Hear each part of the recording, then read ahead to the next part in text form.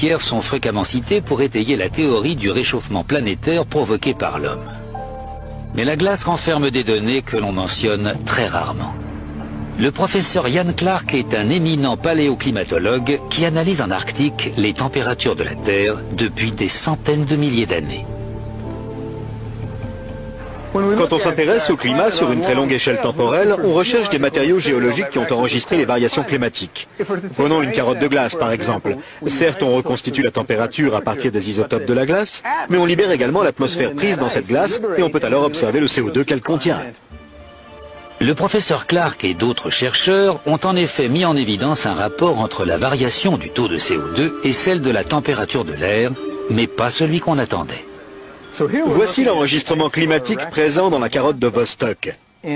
En rouge, c'est l'évolution des températures d'une époque lointaine à une époque plus proche, dans un intervalle capital, puisqu'il commence juste après une ère de glaciation. On note que la température grimpe, mais aussi que le CO2 la suit, avec un temps de décalage, un retard de 800 ans. On peut donc dire que la température a 8 siècles d'avance sur le CO2. Plusieurs études majeures de la calotte glaciaire ont été menées et toutes montrent la même chose. Les températures augmentent ou diminuent, puis quelques siècles plus tard, le taux de dioxyde de carbone les suit. Donc, de toute évidence, le dioxyde de carbone n'est pas la cause de ce réchauffement. On peut même dire que le réchauffement entraîne l'augmentation de dioxyde de carbone. Très clairement, le CO2 ne peut pas causer les changements de température. Il en est le produit. Il suit les changements de température. Les mesures réalisées grâce au forage de la calotte glaciaire nous conduisent au cœur même du problème.